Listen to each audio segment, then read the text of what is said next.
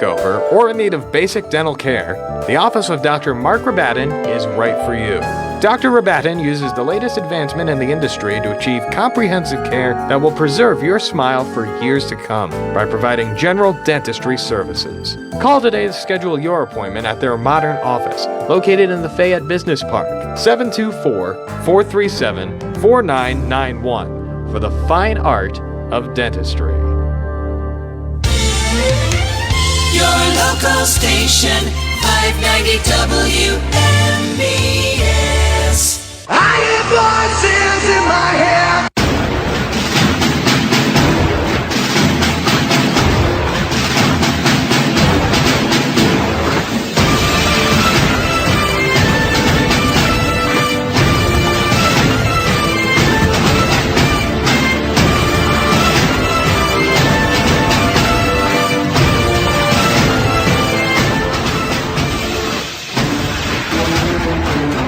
Hello and welcome everyone. I'm your host, the voice of reason, Dave Dunaway. It's Thursday, July 10th, 2025, and you're listening to The Sports Voice.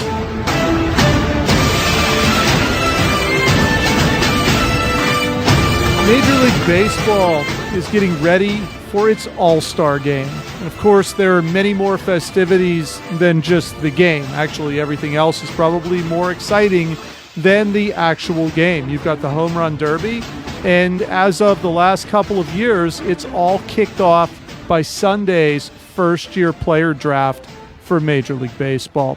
The Pittsburgh Pirates pick 7th, and of course, a lot of controversy surrounding the fact that Ben Cherington is still in place for this draft, because he's had stellar drafts the first 6 times he's tried.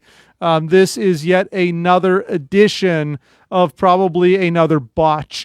There was a year he told us he was going to take the best player out there because he had the first overall pick and then didn't do that. Outside of the no way you can mess up on Paul Skeens draft, it's been probably more misses than hits when you look at it. This is big for a team like the Pirates because you start talking about players that aren't going to be around in the foreseeable future. They're already trying to get rid of literally anyone they can off of this current roster, and we all know there will not be a contract extension for Paul Skeens, so you can't miss if you're a team that isn't going to spend money. And what we've seen throughout the entire tenure of Cherington has been miss after miss after miss. So will the Pirates somehow find a way to pull it together? Because quite frankly, his job is probably on the line with, based on the draft and the trade deadline, how they are both handled. This is maybe the most important time of the year for the Pittsburgh Pirates. Now, with that being said, after going on a 6-game win streak, including 3 straight shutouts against St. Louis, the Pirates are now on a 6-game losing streak, which started with 3 straight shutouts against the Seattle Mariners. 2 middle-of-the-road American League teams, the Royals still under 500 after the sweep of the Pirates. This is definitely a team that is going nowhere this year. As they've indicated, they are going to be sellers at the trade deadline. But when I look at players like, I don't know, Tommy Pham, I sit here and ask myself, why was he not traded today or yesterday? He's as hot as he'll ever be. This is the time to unload. There's no law that says you have to wait until the end of July to make trades, but yet the Pirates will wait until the bitter end and probably get next to no return for every player that they move. Interesting side note, Brian Reynolds has submitted a list of teams because he does have a limited trade clause in his contract. He submitted a list of teams that he does not want to get traded to. It's literally every contender. So who's going to trade for him? Nobody's going to take on a $10 million salary if they have no shot at winning anything this upcoming season. It just continues to baffle. They're all head scratchers when you talk about the Pittsburgh Pirates. A lot to go through there, evaluate, and try to figure out who should be available when the trade deadline rolls around. And we'll also look at the draft and try to figure out exactly what could potentially be taking place there.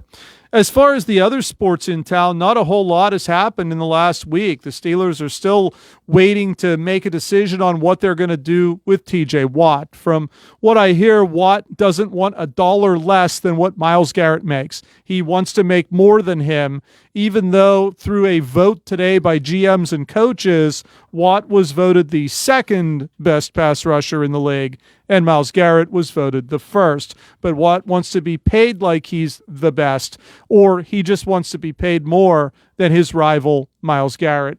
Either way, I'm sure the Steelers will cough it up. We'll look at the salary cap for the Pittsburgh Steelers this upcoming year. They did get a couple of discounts on both Ramsey and Smith, with Miami paying some of that. So in the end, they have the money if they want to give it to TJ Watt. But Watt is already the highest paid player on the roster. This could make him not quite double his salary, but it's going to go up significantly for who knows how many years in the foreseeable future.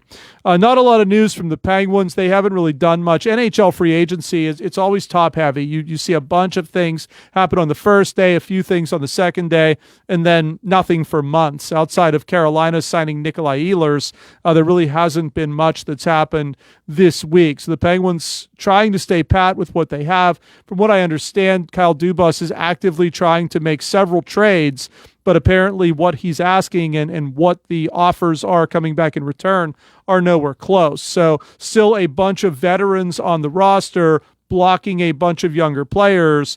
So another year potentially where they talk about rebuilding, but don't actually take the steps necessary to make that a reality. Outside of that, it's really been a slow news week in sports. So we'll look around and try to figure out some of the major stories that are taking place. We've got Wimbledon.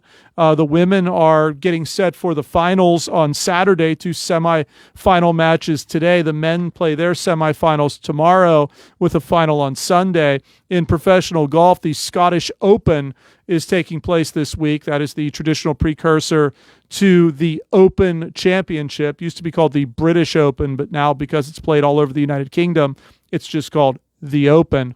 At Royal Portrush, Rory McIlroy's home course, so maybe he won't break a bunch of stuff there. That could be worth the watch when you talk about things like that. And then, our NBA and WNBA roundup. Unfortunately, Nick isn't here. I'll tell you a little story about Nick because we got a press release here with the Bucko Bricks. From what I understand, he and some of his friends from school are still trying to find a football camp to attend since George Pickens bailed on the one they were going to go to.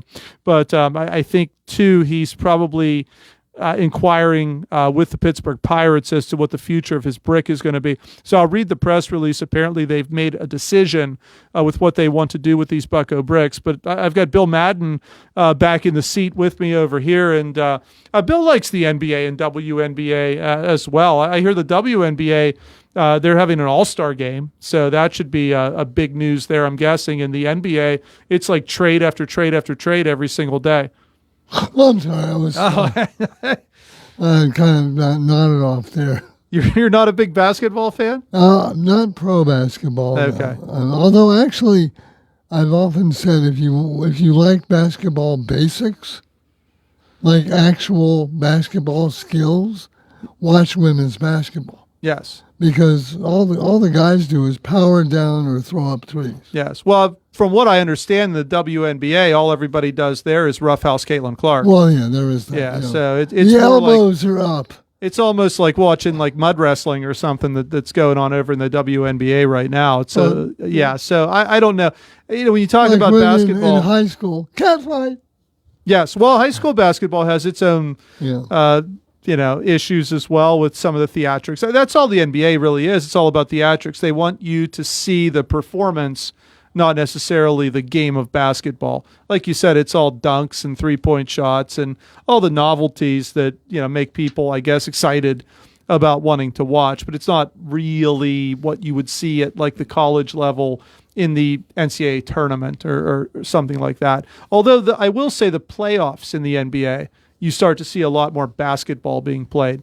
not so much in the regular season. So yeah, if you're up for it, we can let you do the roundup that Nick normally does. It's interesting. Nick will find the top story that relates to one of the sports and then kind of read it word for word, and that's about all we get. So anything like that you could provide for us, I think would be fantastic. I'll go to Google and see what I can find. Yes. Well, at least your information will be accurate, which will be a step above what we normally get here. So, yeah, that could work out perfectly. Well, we've got to talk Pirates. We're almost at the All-Star break. This used to be the halfway point of the season, but we're beyond the actual halfway point of the season. And the Pittsburgh Pirates, while for a short period of time were playing over 500 for new manager Donnie Kelly, not quite there anymore. They've lost 6 in a row.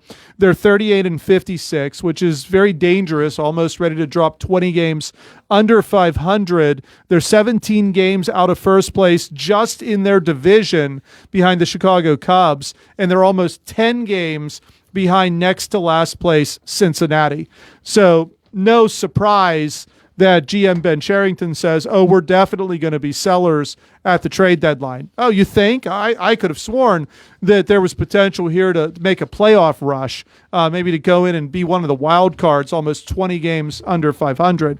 Now, this is nothing new to Pirate fans because this team every year is a seller at the trade deadline. And even those few years where they overachieved in 13, 14, 15, they certainly didn't do enough to add to whatever they had potentially on that team to even get them through the play-in game, which thankfully for them isn't around anymore, but doesn't matter. They can't get anywhere close to that. When you look at the state of the Pirates right now, there's definitely a lot that needs to happen because you start to look into the minor league system and there's not a lot of immediate help coming their way. You saw earlier this week when Jack Sawinski was brought back up to the team. I mean, that's all it is. It's the same retreads that just keep coming back. You send them back down, and then you bring them back up. Are there more deserving players at AAA, at AA? Maybe, but I don't think anyone that's really knocking hard on the door to get into Major League Baseball. There's maybe a little more hope from some of those guys, but not necessarily that can't-miss superstar that's going to come up and turn this team around. When you talk Pirates this year, obviously you start with the pitching because the pitching has overachieved. When you get to 6 games ago, after they had won 6 in a row, swept the Mets, swept the Cardinals, the stat came out that the Pittsburgh Pirates led the league in fewest runs allowed. And at the time, they were still third from the bottom in the National League. Now they're second from the bottom in the National League. So pitching really hasn't been an issue, but maybe the issue is going to come at the trade deadline. Clearly no one's calling the Pirates inquiring about any of their hitters. So it's the pitchers that they want. And we start to hear more and more names get thrown around. We knew Andrew Heaney. I mean, good luck finding someone to take him and getting anything in return. He's just absolutely blown up his last few starts, which is not a surprise. I don't think in any way when you sign a free agent in March, you can't necessarily expect that they're going to come in and be a star. But we've heard Keller, we've heard Bednar, we've heard Falter, we've heard Santana. I mean, the names are out there, and these are the best pitchers outside of Paul Skeens that the Pittsburgh Pirates have had this year. I guess the question that I'm getting to here, Bill, with all of this is it wise to trade these guys? Because you talk about the minor leagues, and you start looking at a guy like Bubba Chandler, who really has not pitched that well this year. Hunter Barco, who's the new big thing, but he's 23 years old. It's not like he's some young kid who's dominating AAA, and he's dealt with injuries in the past. Thomas Harrington has already been up for a short stint, didn't do very well, got sent back down. You have guys up, Ashcraft. You have some of these players who are now up on the big league team who could be starters. But the reality is this. If you trade Keller and you trade Falter, what do you have left? I mean, we all know they're not going to sign Paul Skeens. He's the ace. Keller's paid like an ace and probably their second best pitcher. If you want to continue to provide hope for this fan base, talking about the future, which we really know never comes.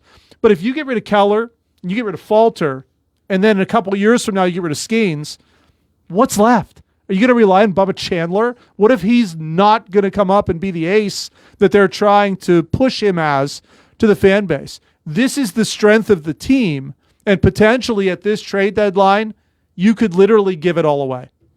I have to disagree with one of the points that you made. Okay. I think it's a misassumption when you said that the team wants to feed the hope of the fan base. I don't think they could care less about the fan base. Well, they have to get a few people down there. Why? Well, Yeah, I mean, it's a good. I mean, Major League Baseball does hand them money, but I think their budget is a little bit higher. Yeah, I mean, they've said for how many years they pay the players off at concessions. yeah, and Probably and not of going to course- happen this year. No, and the ESPN deal is going to throw a monkey wrench into everything too, Right. with the money going into them. But still, what is if they were committed to bolstering the hopes of the fan base, wouldn't they have done something by now? Well, you would think. But when you look at a lot of the players that they've gotten rid of in recent time, none of them have really panned out all that much. Like there was all of this outrage when Starling Marte and Josh Bell. I mean, these were guys that when the Pirates, you looked at these guys and you thought, oh, these are above average players for the Pirates. They've gone other places and they've struggled. I think a lot of times the Pirates overrate their players because they're trying so hard to sell them to the fan base to get people to go down there. I mean, McCutchen, they lost some of the best years potentially of his career. They got rid of him when he was going to be paid the most, brought him back when he was paid the least. I mean, that's what they do. They cry and whine that they're so small market that they can't afford these people. Meanwhile, you've got a billionaire owner, and it's because of stuff that he does that he's a billionaire, because he continues to feed that money back into the franchise, which now has the franchise worth upwards of $2 billion, which, whether he likes it or not, makes him a billionaire. So, I mean, the money is being made hand over fist down there, but you don't really need the fans like you need them in hockey, but you need them a little bit, and the attendance is like all-time low. Well, the league does not care for TV shots of empty stands. No, they're used to it by now. Yeah, but they still don't like it. But if it's in Pittsburgh, they're not going to care because they know that Pittsburgh is the doormat of Major League Baseball. You have to put up with Pittsburgh and Colorado and the Chicago White Sox because those teams are going to help the teams that you want to win and that you want to get into the World Series. Those are the teams that are going to help them get there because you can come into Pittsburgh and you can sweep that team, which is going to put you. So the Yankees, the Dodgers, the Red Sox, the Mets, you go through this handful of teams that Major League Baseball wants to be good. Now, I'm sure they're worried about the Tigers. Like there are teams that they don't really care what they do, and they don't want them to throw a monkey wrench into their plans for the postseason because they don't promote anyone. Although Tariq Skubal has pretty much promoted himself. So I guess if the Tigers do go deep in the playoffs, they at least have one player that they've been talking about from that team. Major League Baseball does not do a great job of promotion. We've talked about that on here all the time. And you get to a situation a couple of years ago with Arizona and Texas, who, by the way, two really good teams with really good Major League players, and the viewership was down tremendously because people said, we don't know who any of these guys are. I mean, Corbin Carroll. I mean, go through the list, Corey Seager, but they didn't know who anybody was. So Major League Baseball doesn't exactly step it up when it comes to promotion. The Pirates love to promote, but they usually promote the past. They're good at that because there's not a whole lot to promote in the future. But they've had it easy, Bill, with Paul Skeens. And local rappers. They like to promote. Local Mac Miller bobbleheads. Yeah. Wiz Khalifa Can't bobbleheads. find a player. Well, they did with Skeens. Yeah. This has been real easy. That's why I'm surprised. Twice now. Skeens is easy to promote. I would think whatever he wants, that they would just hand him, even though it's not going to. They don't care if the team wins. It's not going to help the team win. But just to, it's an easy promotion to get people. A few people. I mean, more people come when he pitches than they do the other 4 days when he doesn't. Yeah, and that would include, by the way, when they're on the road too. Yes. So, well, he'll be pitching tomorrow night against Minnesota. Yeah, and how many national games do they get anyway? 1 or 2 a year? Well, they might get more with Skeens. Yeah. But then they supposedly told Major League Baseball that they wanted paid for that. That if Major League Baseball was going to put them on extra because of Skeens, that they felt they should get some sort of compensation for that. And Major League Baseball did said, well, then we won't put you on. Yeah, Major League Baseball said, is someone talking?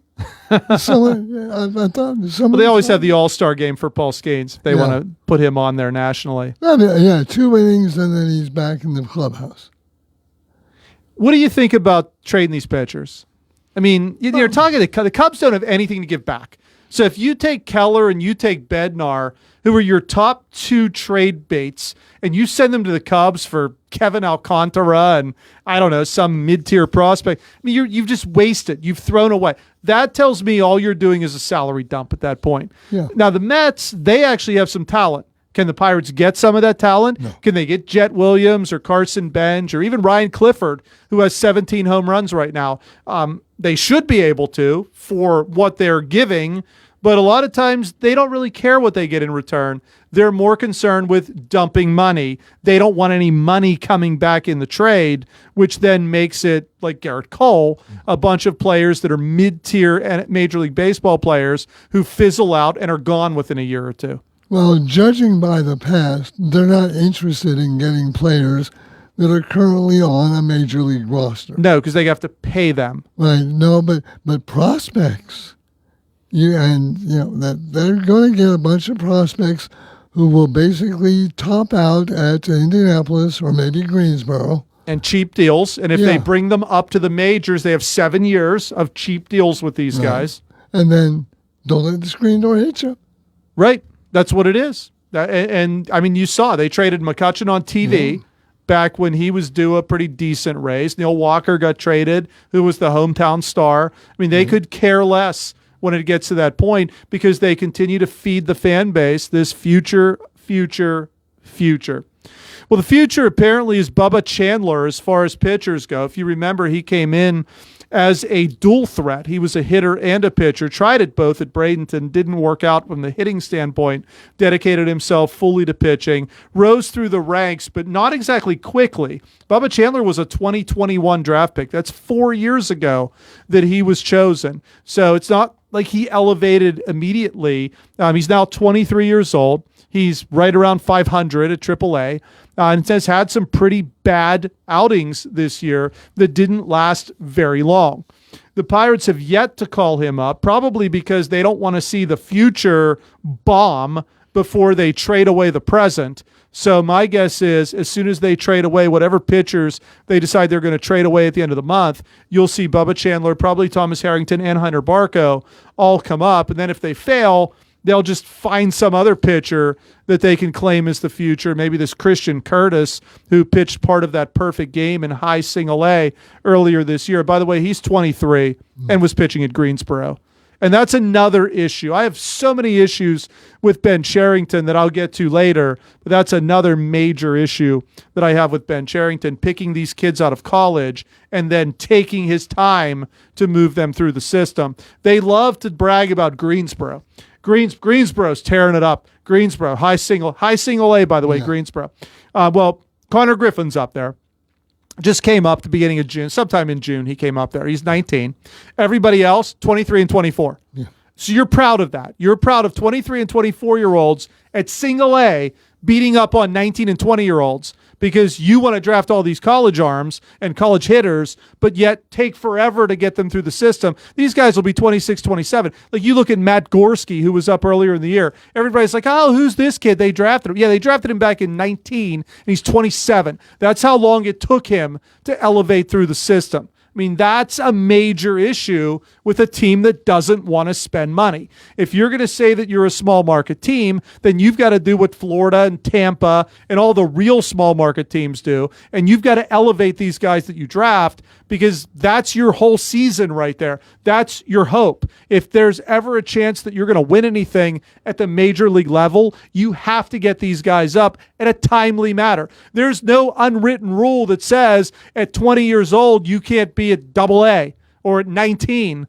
Griffin tore up Bradenton. Now he's tearing up Greensboro, and they're in full panic mode because they don't know what to do. They don't want to get him up to Altoona this year because then, all that's left is AAA. What if they have to call him up when he's 20 or 21? Oh, and the clock starts ticking. That means the contract, that entry-level deal is over at 28. What if he's really good? What are they going to do with him at that point? They're going to trade him away, let him go. I mean, it's just absolutely ridiculous.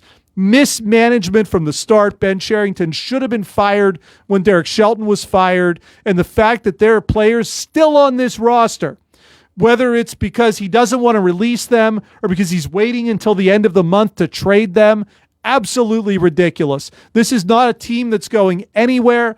Anyone worth anything should have already been dealt so that you could maximize what you get back for them in return. Instead, they'll wait until the end of July when every team that's out of it is trying to move players, a lot of those players better than the guys the Pirates have, and they're going to get lost in the shuffle as far as return because the return's going to go to the better teams with the better players that are offered out. Yeah, I wouldn't trade any of these guys, Bill. Also, like he talks about Josh Bell, and you talk about these guys that are superstars when they're in Pittsburgh, and then go to other teams and they're in the middle of the pack, and that's because the bar is so low. Yes, it doesn't take much to be a super, right.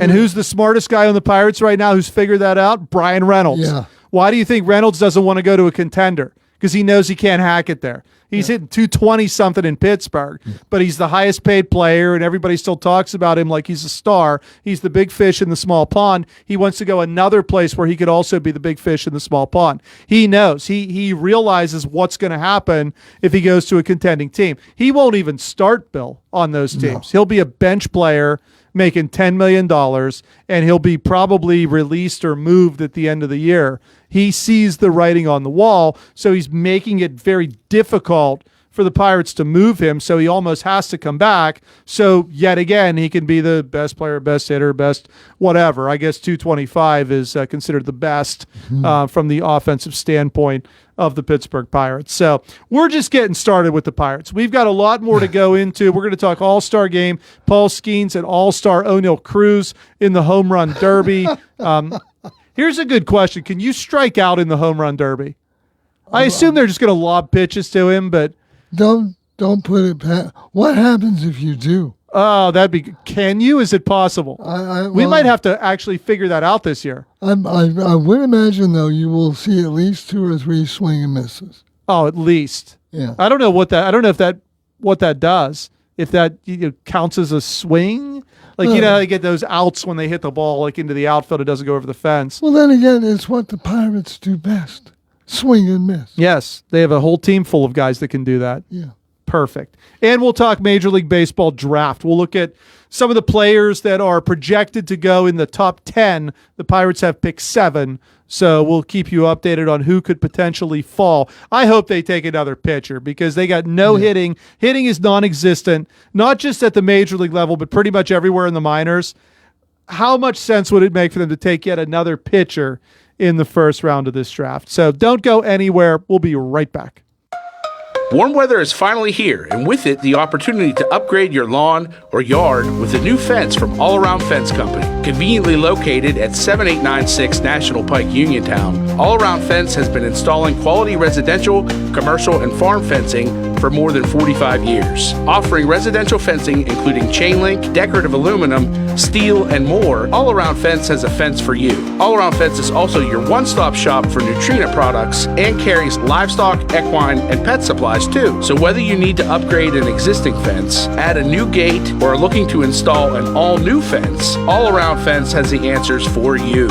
Visit them Monday through Friday from 8:30 a.m. to 5 p.m. and Saturdays from 9 a.m. to 1 p.m. or give them a call at 724-439-0331. To learn more, visit allaroundfence.com.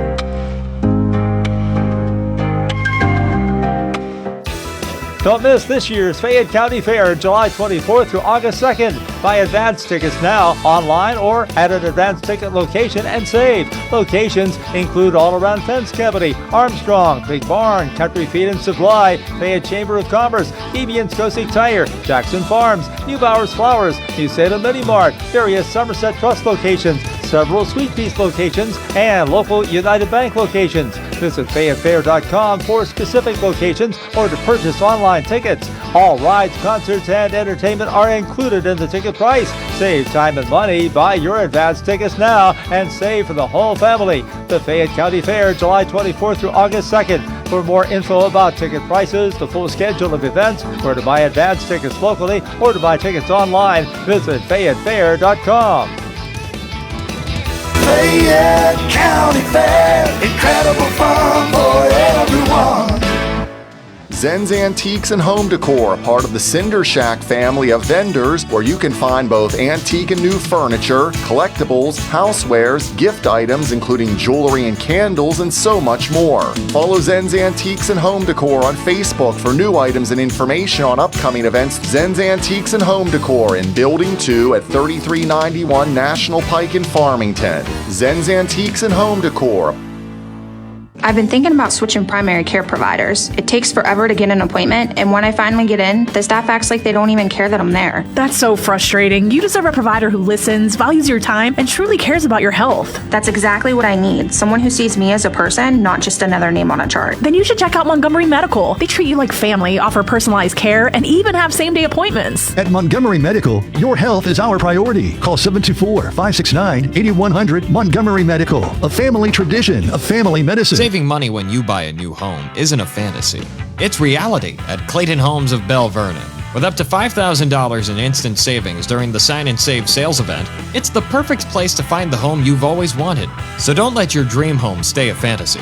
Visit Clayton Homes of Bell Vernon today at 4500 PA 51.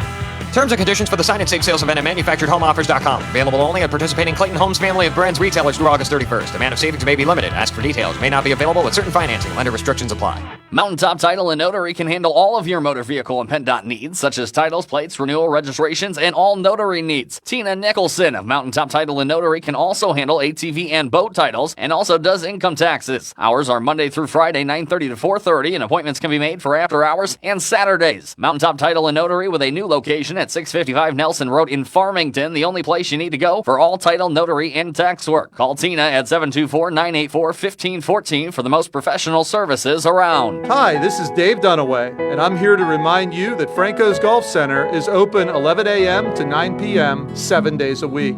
Stop by and see Franco's facility on Route 21 west of Uniontown. Franco's service area includes a lighted driving range and golf pro shop. Even my game has improved thanks to golf lessons with Franco's PGA instructors. Franco's also offers full custom club fitting and repairs by certified club fitter Greg Franco. Franco's is open 7 days a week from 11 a.m. to 9 p.m. Give Franco's a call at 724-438-6651. Feeling lucky? Your next big jackpot is waiting for you. Visit the casino at Nemacolin in Farmington, PA for the ultimate casino experience featuring the hottest table games, daily promotions, big-time giveaways, and an exciting variety of premium slots. And after, celebrate your big win with a juicy burger at the Royale while you watch the big game. Hotel packages available. Visit CasinoNemacolin.com for more information. The Casino at Nemacolin. Game on. Gambling problem? Call 1-800-GAMBLER.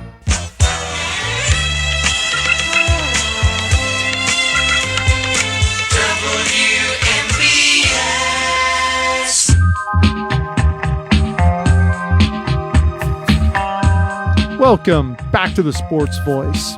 If you're just tuning in, we've been talking about your Pittsburgh Pirates, who are currently 38 and 56. That would be 18 games over 500. They are in last place in the NL Central, 17 games behind the first place Chicago Cubs. We talked in the first segment extensively about the trade deadline. Threw some names out there: Mitch Keller, David Bednar, Dennis Santana, Bailey Falter, Andrew Haney. I didn't really talk about hitters all that much, but Brian Reynolds, there's been a lot of discussion about the potential of trading Brian Reynolds. Key Brian Hayes, that name seems to come up every year. Isaiah Kiner-Falefa has been linked to the San Francisco Giants. Tommy Pham, who's finally caught fire. They should trade him immediately before he goes into another huge slump. But those are some of the names that have at least been thrown around as far as potential trade bait for the Pittsburgh Pirates at this deadline. Now, what's going to come back in return? Well, if it's just a bunch of mid-tier prospects, then there is no return. That should tell you immediately the only goal in this particular experience was to dump salary. Because that's what we've seen pretty much in most trade deadlines. Remember this about general manager Ben Cherington. The drafts that he's had have been hit or miss. He's not had a good trade deadline. He's not had a good trade. There's not one trade that has been made by him since 2020 that has worked out in favor of the Pittsburgh Pirates. And he's not had a good free agent signing in that period of time either. How he still has a job in 2025, it's one of those mysteries of literally everything in sports. Only the Pirates would keep this guy employed as long as they have. Same thing they did with Derek Shelton. Only the Pirates would offer that guy a job, let alone keep him around for almost 5 years. But you look at the franchise being set back, that's part of the reason. Now, we've got a big weekend coming up for Major League Baseball. You've got the All-Star Game on Tuesday. That's sort of the culmination of everything that we're going to see. And it was announced, and it's not a gift. It used to be this gift All-Star that was handed to the Pirates because every team has to have one. That's Major League Baseball. Let's spread the wealth around. This isn't a gift. Paul Skeens is probably the best pitcher in at least the National League. I mean, Tariq Skubal is an absolute stud for the Detroit Tigers, and they're in first place with the best record in baseball. So, that makes a big difference as well. But Paul Skeens at 4-7, Bill, he could potentially start the All-Star game at 4-7 because he shouldn't be 4-7. The ERA is right around 2. It's a shame what's happened to him this year with the lack of offense from the Pittsburgh Pirates, but almost unheard of. He started the All-Star game last year as a rookie, 4-7. You ever think, all the years you've watched baseball, a pitcher that's 4-7 could start the All-Star game? That would be a no. But then again, when was the last time he actually got a decision? He had one bad outing about a month ago. Well, he only threw 78 pitches his last start and didn't get a decision because he didn't give up any runs, but the Pirates didn't score any either. Right, they ended up losing 1-0. So it wouldn't have mattered. I mean, they could have kept him in longer. A lot of people have complained that they pulled him with 78 pitches, but in the end, what would it have mattered? Well, maybe they didn't score the whole game. Maybe they're getting money from the Dodgers to pull him early, so that his arm is preserved. Well, don't forget, he invented, 3 new pitches in the offseason that are all off speed to preserve his arm. So certainly not for the Pirates. I mean, if he was worried about the Pirates, he would be throwing 100-plus miles an hour literally every time he throws a pitch. So he's saving his arm for something. And we know his career's not going to be overly long either. He announced, and he said this before. This wasn't exactly breaking news. He said this when he got drafted. He always regretted a little bit that transfer from the Air Force Academy to LSU and said when his baseball career is over, he will re-enlist and serve in the Air Force. So we know there's definitely a timetable. He'll get one big contract that'll go to either, I'm sure, the Dodgers, Yankees, whomever, and then that might be it. You might see him out at 33, 34 years old, and then he'll embark back on his career with the Air Force because it's what he wants to do. The worst part probably of this, it's not even that a 4-7 pitcher could start the All-Star game. I could sit here and tell you he deserves to. Yeah. That's probably the worst part, is that he actually deserves. No one will question it if he gets in there because of the anemic offense provided by the Pittsburgh Pirates. He clearly deserves to be the starter if he is so chosen by the National League to start this All-Star game. It wouldn't surprise me, Dave Roberts. I don't know. Who knows? He could put Kershaw in there. I know Kershaw's going and just became the 20th pitcher to have 3,000 strikeouts in Major League Baseball. So, who knows what could come from that. In addition to that, on Monday, the huge novelty act, the Home Run Derby, one of the contestants for this derby he was offered and accepted is Oneil Cruz. Now, he knows he hits the ball harder than anybody else in Major League Baseball. Of course, you could probably fall over from the huge whiffs he takes when he swings and misses, which happens a whole lot more often than him making contact with a baseball. We joked a little bit about this before we went to break, but I'll pose it again. If there's potential that you could strike out in a home run derby, would Oneil Cruz be the guy to do it? Well, when he fouls off 2 of them, and then he whips on a third, there you go. I don't know if I've ever seen anyone whiff during a home run derby. I mean, they don't swing at pitches. Like they get real particular. It has to be right where you want it. Yeah. Because obviously, if you foul it off or do whatever, you're going to be out. So I understand why they do it. Would he actually swing and miss? Even if he does it once, that'll make the night for me. I will watch it just in hopes that he actually does that. Are you kidding that? You will post it to your Facebook page. I will. And I don't post anything on there, but I would, if there's video, and I'm sure it'll be out there if he does, it'll be I will amazing. definitely post that. Will he be laughing when he does it, just like he does for everything else? He seems like he could care less. Yeah. Like he's the one guy, like a lot of the other players when Kelly took over, because they all looked non-interested prior to. They look like they care a little bit more, except him. I mean, you'll see him just, laughing, joking around, nonchalant in most of what he does. Even Pham has turned it on a little bit and started to play hard for this team. But Cruz just doesn't seem like, and I don't know, we might be beyond the point where we can argue the fact that he doesn't understand baseball. I think he understands baseball. I think he just doesn't care to really perfect any of his talents in baseball at this point. I think that's the bigger issue that exists right now for Oneil Cruz. I don't know. I don't even know if I know why they put him into this home run derby, just for the sheer novelty of how hard he hits the ball. They'll have all that technology showing you how hard he hits, probably a line drive to the shortstop or whatever he's going to do. I can't imagine he's going to come anywhere close to winning this thing. Watch him actually win after I get done making fun of him for 5 minutes. But, in the end, the Pirates, they only have one rep in the All-Star game, but they're going to be showcased 2 straight nights. Yeah, and if I hear the phrase "in the StatCast era" one more time, I mean, yes, it came off his bat at 115, and it went foul. Yes. The StatCast era, is that where you put a runner on second base in the 10th inning? No, that's the courtesy runner. I mean, I've watched baseball for years and never saw anything like that until COVID. And then they said, well, that's just because of COVID. We want to make sure we get these games done as quickly as possible. Well, here we are 5 years removed from COVID, and we still have that nonsense going on in extra innings because they're trying to speed up games. How about, you want to speed up games? How about have a 10-pitcher max on a roster? That'll speed up games because then you're not going to be changed. You want to see who really is smart and analytical with baseball? Let's see how these managers can operate with only 10 pitchers. It's easy when you get 13. You can literally do whatever you want. Yeah. But we know how they are with you don't pitch 3 straight nights and 100 pitches and this and that, whatever else. You want to really show me how intelligent you are? Have 10 pitchers on that staff and show me how you can use that 5, 6, sometimes 7 nights a week that you have to play games. That will impress me more than all this garbage Kevin Cash does in Tampa, where some guys don't play for 3, 4 straight games. It's easy when you have a big roster.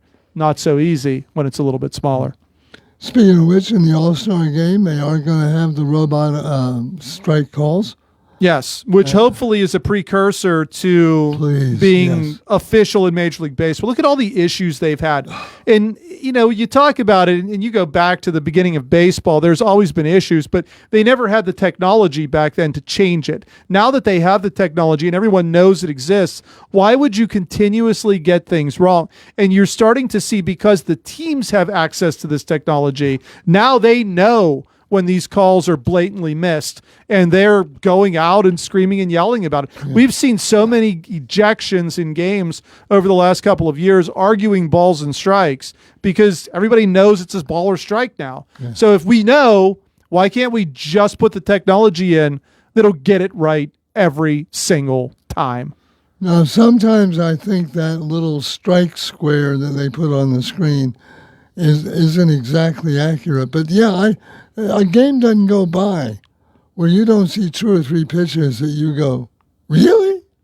Well, the thing is, and from what I understand, some of the holdup, so when different players go in, obviously they have different strike zones. Some are taller, some are shorter. So you have to have the technology that can adjust that strike zone to each individual player. And I think there's been a little bit of a holdup with that. That's sort of been the drawback, trying to perfect that. Hopefully, once they get that figured out, it can be installed in Major League Baseball forever, because there's no sense. You'll still need the umpire at home.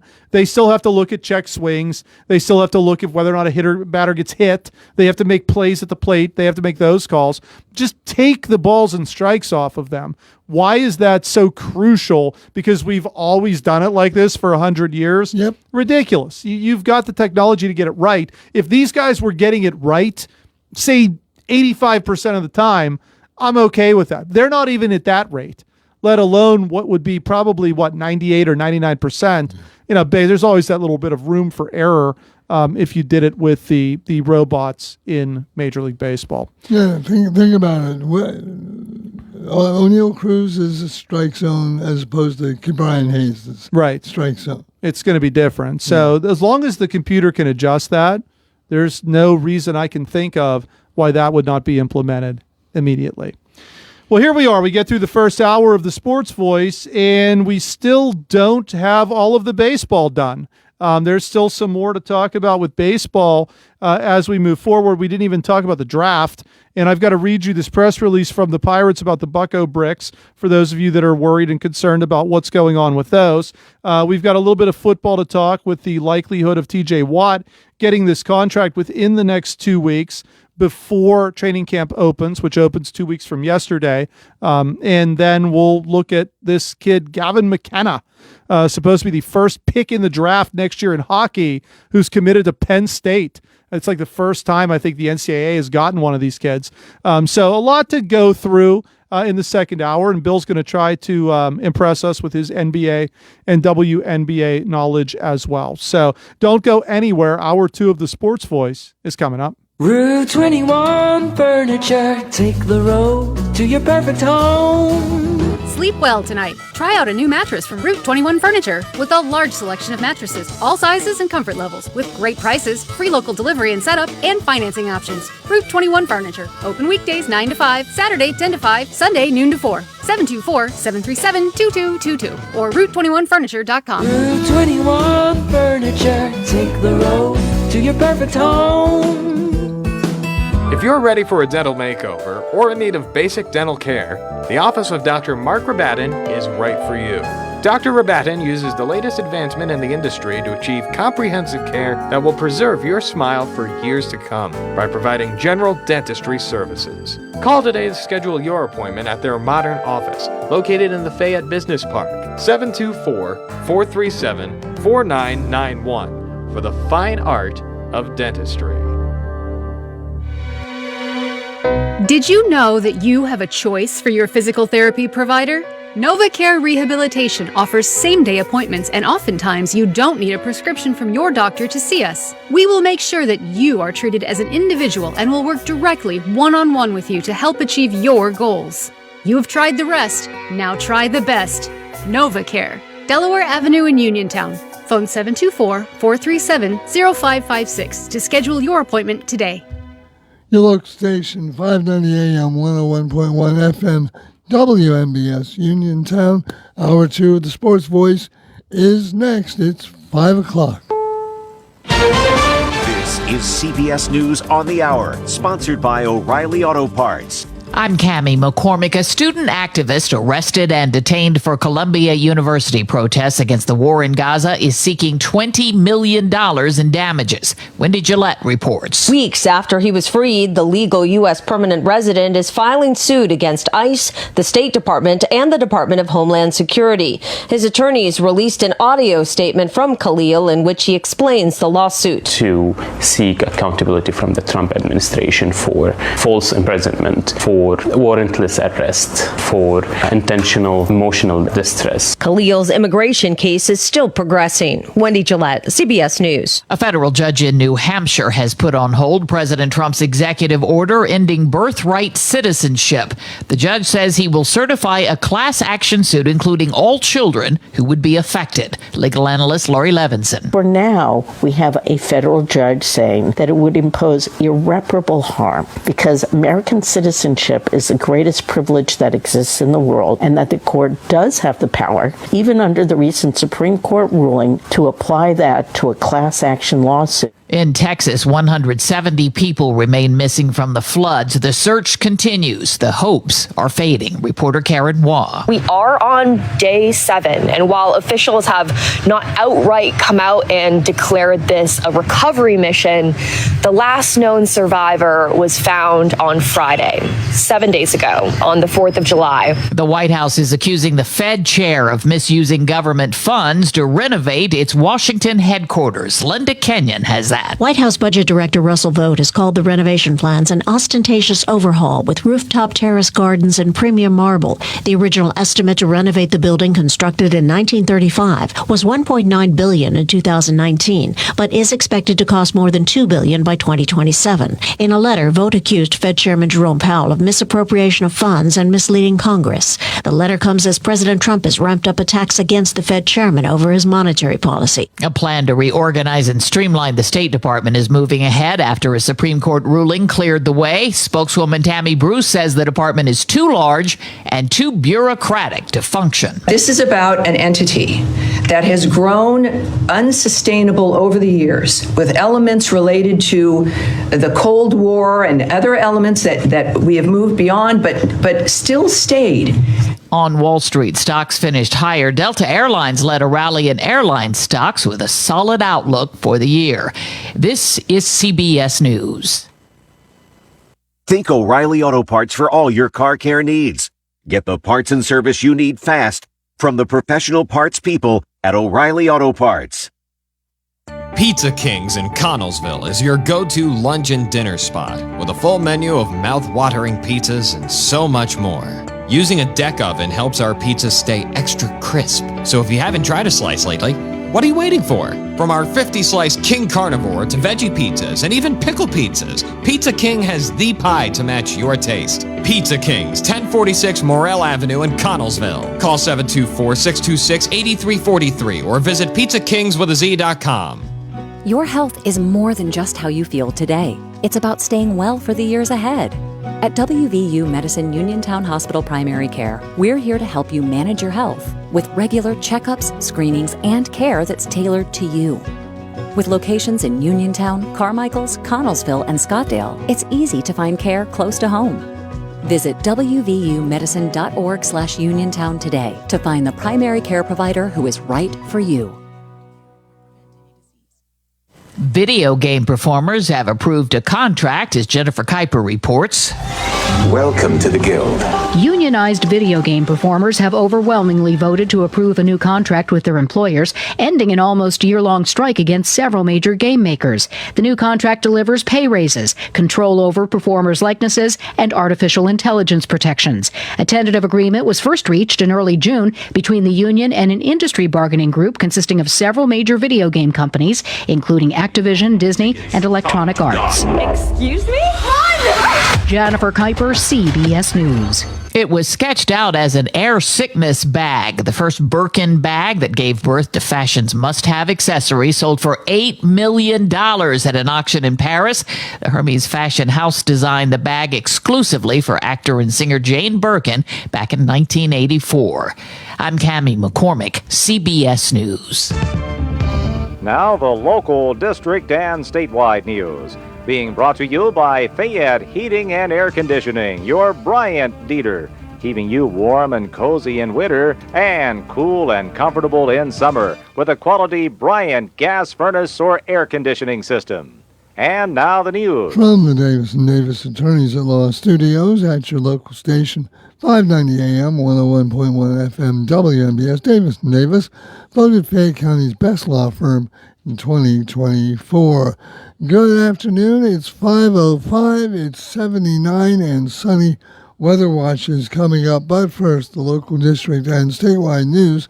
State police say a driver got distracted by a fallen water bottle, leading to a crash in Derry Township earlier this week. The crash around 1:30 in the afternoon on Monday on Route 217, just south of Pizza Barn Road. State police say the bottle fell to the floor and the 23-year-old man became distracted and ended up hitting a guardrail. He was not hurt, but police say that he was cited for failing to drive within a single lane. Two men face criminal homicide charges following a home invasion in Washington County last month. Walter Winland and Michael Piles face multiple charges, including homicide in the death of 37-year-old Renee Gill. In June, authorities were called to a home on Elerner Street in Smith Township around 1:15 in the morning after reports of a shooting. Officials said 2 911 calls from inside the home were from a mother and a son, which was placed moments after shots were fired. Officials say Gill was pronounced dead at the scene. His son was taken to a hospital for treatment. According to a criminal complaint, Wendlandt said the incident started as a conspiracy to rob Gill of money and drugs. The pair have since been taken into custody. A recent study by a nonprofit offered a look into the conditions of the roads throughout Pennsylvania and suggested hundreds of miles of area roads in southwestern counties are in poor condition. TRIP issued its report on Pennsylvania roads and bridges at the end of June. According to its website, TRIP is a D.C.-based nonprofit sponsored by insurance companies, equipment manufacturers, businesses involved in highway and transit engineering, and construction and labor unions. According to Herald Standard, 34% of Fayette County roads are rated as being in, quote, poor condition, as per the study. For Greene County, that number is 50%. In Washington, it's 32%. Law enforcement officials cracking down on aggressive driving across western Pennsylvania. Through the 17th of August, state troopers are teaming up with local police to look for those who've been speeding, tailgating, running red lights, and weaving through traffic. This comes after 579 people were killed in more than 62,000 crashes related to aggressive driving last year in the state. And McDonald's snack wraps are back. Tammy Trujillo with the details. Popular menu item featuring chicken, lettuce, cheese, and sauce wrapped in a tortilla is back on the menu starting today. The snack wrap was taken off the menu in 2016, and fans have been calling for its return ever since. McDonald's says snack wrap fans are responsible for it coming back. The company says fans' comments, petitions, and tweets created a movement so powerful that, well, they finally won. I'm Tammy Trujillo. WMBS time is 5:08. Sports and weather coming up. 439-2323. For 24-hour emergency service, call us when you need. We're Fayette's Heating and Air Conditioning, your service company. When it's sweltering outside, you'll be cool inside with central air conditioning from Bryant, the people that know cool. And it's easy to have a central air conditioning system installed in your home. Simply call on your Bryant dealer, Fayette Heating and Air Conditioning, located near the Laurel Mall on Route 119, north of Uniontown. The phone number is 439-2323. Let Fayette Heating and Air Conditioning rescue you from the sticky, humid summer weather. Remember that number for Fayette Heating and Air Conditioning, your Bryant dealer, 439-2323. Call Fayette Heating and Air Conditioning, 439-2323, 439-2323, 439-2323. WMBS time is 5:10. And in sports, Pirates are off this evening as they travel to Minnesota to take on the Twins. We'll have that game tomorrow with the pregame show at 7:45. First pitch at 8:10. The Pirates hope to get off the schneid and put one in the win column after being swept by the Royals, with the latest being a 4-3 loss yesterday evening. And there's one member of the Rooney family who isn't interested in paying T.J. Watt. Pat Rooney joined the Palm Beach Kennel Club yesterday and said that it would be, quote, insane to pay Watt anything right now. The first cousin of Art Rooney II highlighted Watt's age of 31. Despite the edge rusher not reaching that milestone until October, Pat Rooney is a politician who is based out of Florida. WMBS time is 5:10. The Weather Watch is next. The local, district, and statewide news has been brought to you by Fayette Heating and Air Conditioning, your Bryant dealer. Route 119 north of Uniontown, located near Laurel Mall. Phone 439-2323. This weather report being brought to you by Montgomery Medical. Trust their 50 years of combined experience for the best results in primary care, newborns to elderly, minor illness or injury, as well as wellness and physical exams. And now the weather. It's going to be mostly clear overnight, the low 66.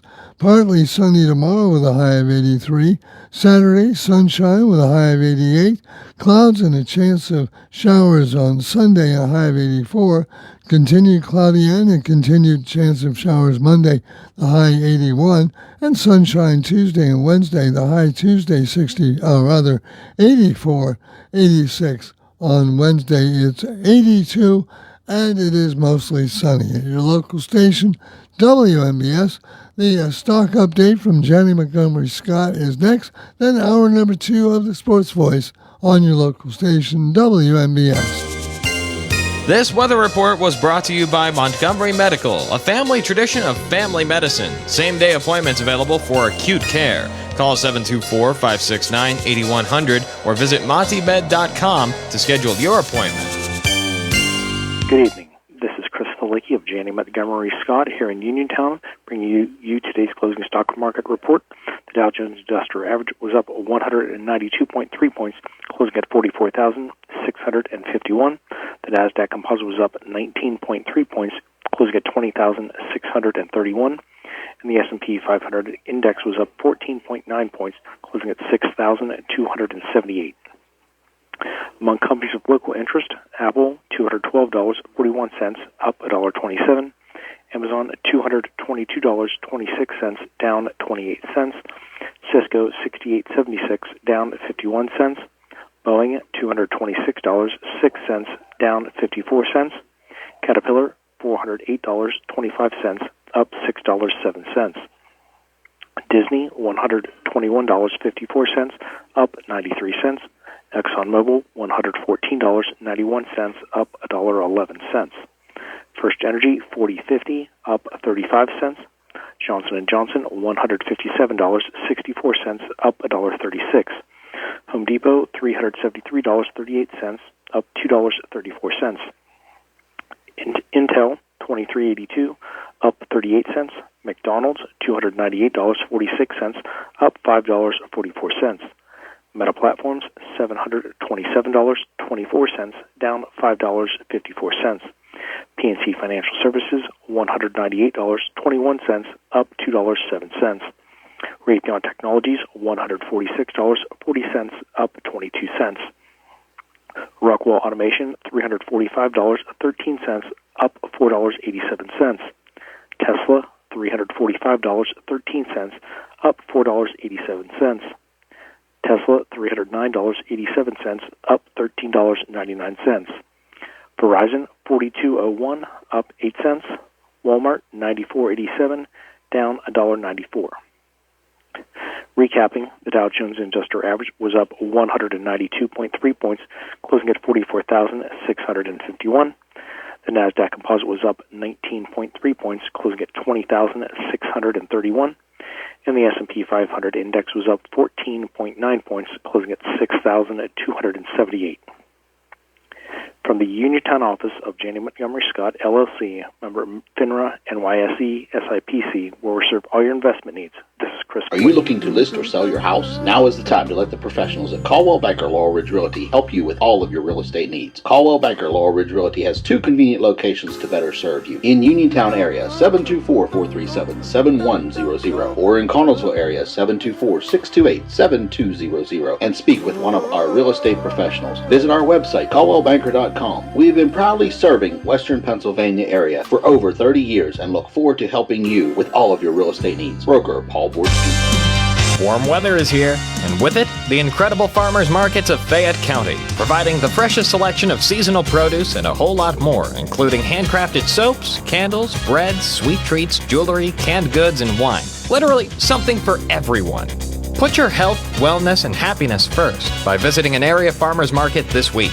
Farmers markets include, but are not limited to, the Mountain Area Farmers Market, held on an assortment of Fridays throughout the summer from 4 to 8 p.m. at the Farmington Volunteer Fire Department. The Uniontown Farmers Market, held weekly on Saturday mornings from 9 a.m. to noon in Bailey Park. The Connellsville Farmers Market, held weekly on Thursday evenings from 5 to 8 p.m. at the Eastside Fire Station on Arch Street, and so much more. So, for more details, visit the WMBS Facebook page each Wednesday for a complete farmers market roundup. Make wellness a priority. Eat healthy and shop local. And make it a habit to visit the farmers market nearest you. Blooming into a sun-filled season, Our Lady's Accessory Shop is blossoming with something for everyone, including yourself. Strap, located at 34 South Street in downtown Uniontown. Our handbags are drenched in sun-kissed colors, fun fashion jewelry, and summer and beach-inspired styles. Our beauty bar is overflowing with Strap's signature lip gloss and Palladio brand makeup and products. And all new at Strap, our Starstruck candle collection is now in stock, and they are out of this world. We have the latest in Wrangler bags, sunflower print totes, and mini bags, the cutest summer footwear, including sandals and flip-flops, free gift wrapping, and pretty packaging. Gift certificates available. Strap, 34 South Street in downtown Uniontown, 724-557-6184. You're sure to adore us, and you'll love our prices. Tune in to WMBS Saturday mornings at 8:20 for Your Financial Future with Gary Boatman, certified financial planner, investment advisory representative, syndicated columnist, and author, as he addresses such income issues as planning for retirement, future healthcare expenses, avoiding financial pitfalls, and much more. That's Your Financial Future with Gary Boatman, Saturday mornings at 8:20 right here on WMBS, where Gary Boatman welcomes your calls at 724-243-3075. That's 724-243-3075. Wow, your dog looks beautiful. We went to Mutts on Market Street, the new dog grooming salon in downtown Brownsville. Samantha, the owner, has over 10 years dog grooming experience. They work with any dog, any breed, any size. Didn't it cost a fortune? No, the prices are great. They offer a full line of grooming and other services. With warm weather on the way, now's the time to schedule an appointment for your furry friend's spring grooming. Mutts on Market Street, downtown Brownsville, next to Hope Park. For more information, visit Mutts on Market Street on Facebook. Mutts on Market Street will be open during the Market Street repairs. Bad hair day? Bad day at the office? Bad day behind the wheel? Hey, stuff happens, even to the best of us. At least your car insurance rate doesn't have to take a hit. Get Erie Rate Lock from Erie Insurance. Gives you a great rate that stays put until you change a car, driver, or your address. Plus, seriously good service. Now that's something to smile about. Your Erie agent in Uniontown and Ross Traver Township is Sprowls Insurance Group, 724-437-9812, or go to sprowlsinsurance.com. Erie Rate Lock does not guarantee continued insurance coverage and is not available in all states. Your local station, 590 WMBS. I hear voices in my head.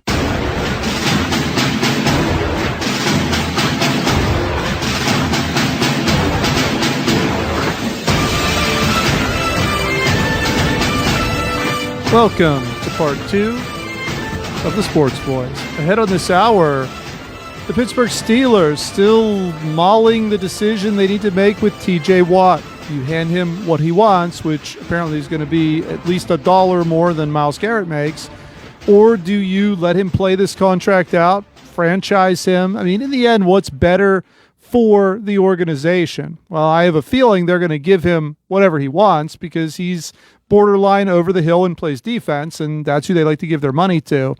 But in the end, will it set back the time to get out of mediocrity, which looks like it's going to be happening for the foreseeable future?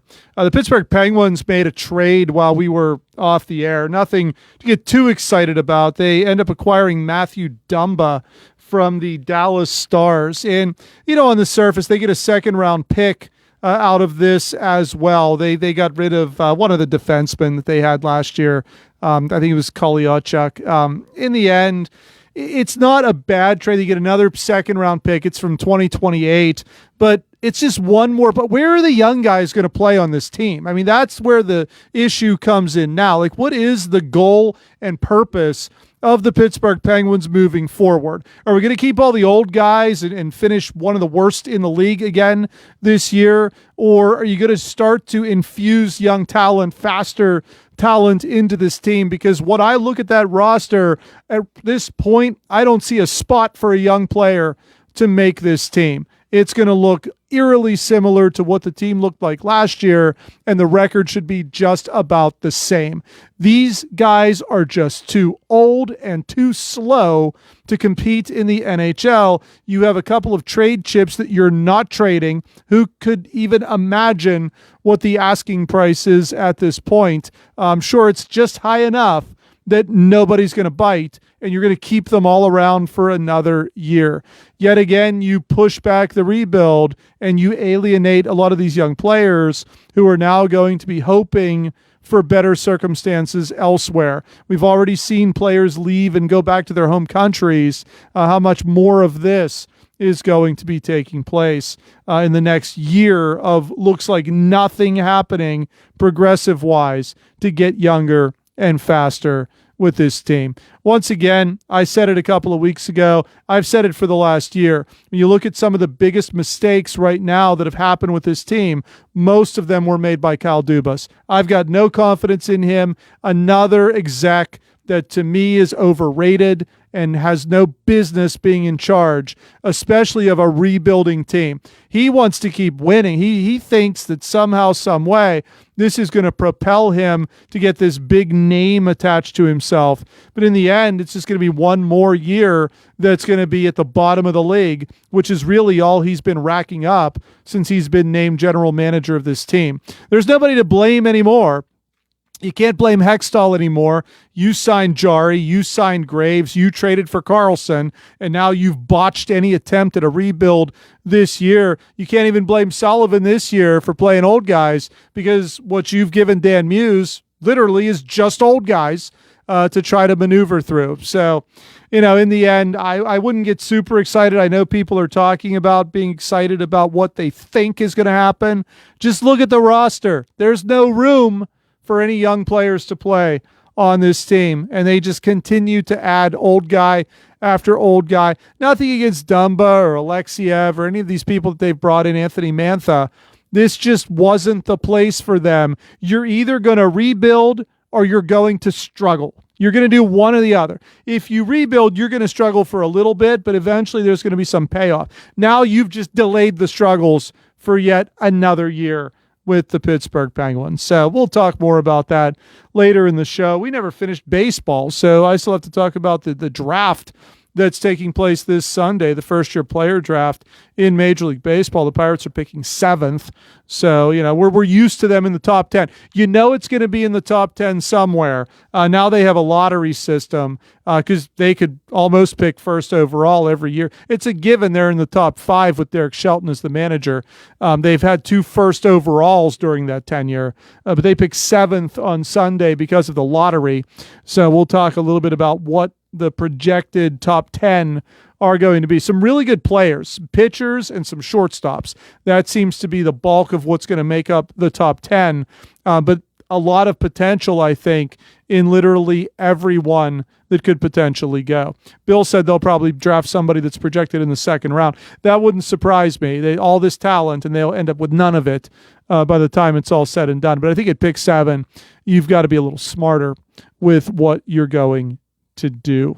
Also, Lee Elia died during break apparently as well. 87. Oh, that's when they got announced. Manager of the Cubs and Phillies back in the 80s. 87 years old for Lee Elia. All right, so we spent the entire first hour talking about the Pirates. We talked about really the struggles that they've had over the last week. They've lost 6 in a row. They're almost 20 games under 500. They're at the bottom of the NL Central. They're next to last in the National League. And it doesn't look like there's any help on the way. They've kept basically these same players up for the bulk of the year outside of maybe a mix and match somewhere. Everyone that's come up from the AAA team in Indianapolis has struggled outside of, I guess, maybe Isaac Mattson, the Pitt kid, but he gave up the winning run last night, was handed his first loss, and was on the mound the night before, even though the run wasn't charged to him when the Pirates lost to the Kansas City Royals. And the Royals aren't exactly setting the world on fire either. They're still under 500 after sweeping the Pirates. So when you look at the team, clearly they're not going in the right direction. Even after they won 6 in a row, they were still 12 games under 500. This is not a team that's expected to do anything this year, or really probably for the next couple.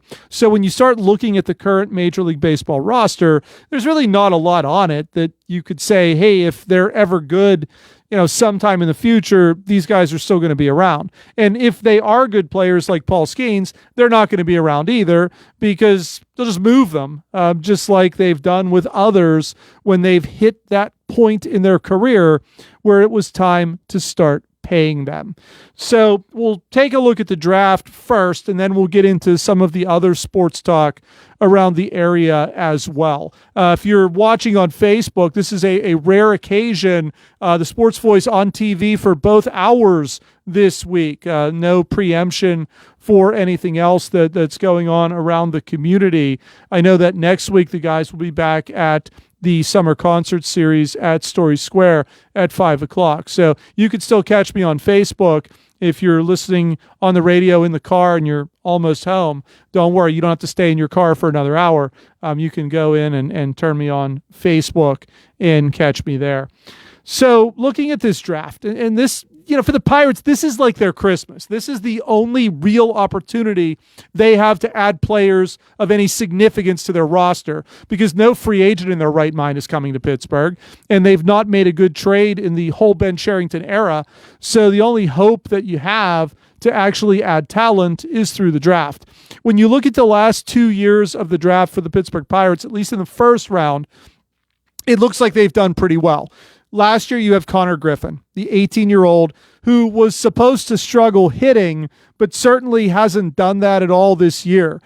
Griffin, drafted out of high school last year, started the year at Bradenton, hit about 330 there. They elevated him to Greensboro in June. He's hitting almost 320 at Greensboro. So some tough decisions that are going to need to be made in the very near future. Do you bring him up at 19 years old to Altoona, which is only 2 steps away from Major League Baseball?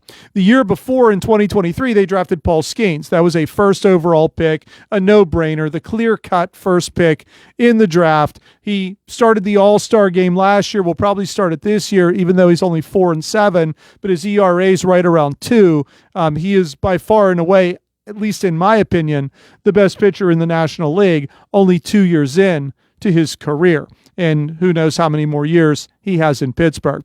When you go back to the 2020, 2021, and 2022 drafts, that's where it gets a little more iffy. In 2020, it was Nick Gonzalez, who I think is solid right now for the Pittsburgh Pirates, playing second base, but he was buried in AAA for quite a while. There were injuries that existed as well. He made the jump up to AAA pretty quickly, but they left him there for about a year and a half instead of elevating him to the major league team. In 2021, it was Henry Davis, also first overall. That has not yet panned out for the Pirates, although we did talk off air. He's turned into a pretty good defensive catcher. The hitting is just well behind what should be happening right now at the major league level. And then 2022 was Termarr Johnson, who is right now in Altoona, barely hitting 250, which has been his knock for the entire tenure he's been with the Pittsburgh Pirates. When you look at other rounds, Bubba Chandler was a pick in 2021. These other 2 pitchers, Harrington and Barco, were picked in 2022. So maybe there's some potential later on. But one of the major issues the Pirates have had is elevating this talent. And I talked about this a little bit during the first hour. Most of these players that have been taken later have been taken out of college, not out of high school. And right now they're 23 and 24 years old and not really knocking on the door yet to Major League Baseball. So if you want to sit and brag about your high single A team and how well they're playing, you can do that, but you also need to realize these are second and third round picks from 4 and 5 years ago who are 23 and 24 years old, who are out there playing against guys that are 19 and 20. You should not have 23 and 24-year-olds in single A. They should be at least in double A, preferably in triple A, on the doorstep of Major League Baseball. That tells me the drafts have been less than stellar. If you're that old and you're only at that level, then you're not considered, in my mind, a major league player, which means even if you do get a call up, it's going to be very short and very unmemorable when it's all said and done. To me, those are failures in the draft. And I think the biggest failure of all is the fact that there looks like no intention whatsoever to sign Paul Skeens for the foreseeable future. So there's a first overall pick that's just going to get tossed aside probably when he hits arbitration, because guaranteed Bob Nutting's not going to want to pay $30 million. And that, I think, is going to be the least amount that Major League Baseball is going to consider awarding him, or what he's going to give, because the player gets to give a number and then the team gets to give a number. The Pirates will probably give about $15 million. I can see Skeens at 30, 35, and I can see Major League Baseball saying, hey, for 2 straight years, this kid started the All-Star game. He's Rookie of the Year. Like, how do you not give him whatever he wants at this particular point, which I think the Pirates will trade him almost immediately after he gets handed that arbitration settlement. So when you look at the drafts that they've had in the Ben Cherington era, I mean, to me, Bill, they've been very underwhelming, which once again baffles me as to why he wasn't fired right alongside Derek Shelton a couple of months ago. Is this really who you want trying to steer this ship to the future, especially if he is a lame duck and based on the limited success that he's had from draft picks over a 5-year time period? Well, look at what the Nationals did. Before the draft. And they swept everybody, and it's just time to make a change. Another thing that people don't realize is that for all intents and purposes, college ball is the same as low A, high A. Except for the aluminum bats. Aluminum bats and the length of the season. But, they also have summer leagues where they play with wooden bats. So they're not unfamiliar with wooden bats. So you should be able to start your maybe a brief time in the amateur leagues to get them acclimated. But they don't even start him at Double-A right away. They don't even start him at A, Bill. They start him in this complex league. Yeah. They've not gotten rid of. Major League Baseball tried to make it look like they've gotten rid of levels of minor league baseball. No. They didn't.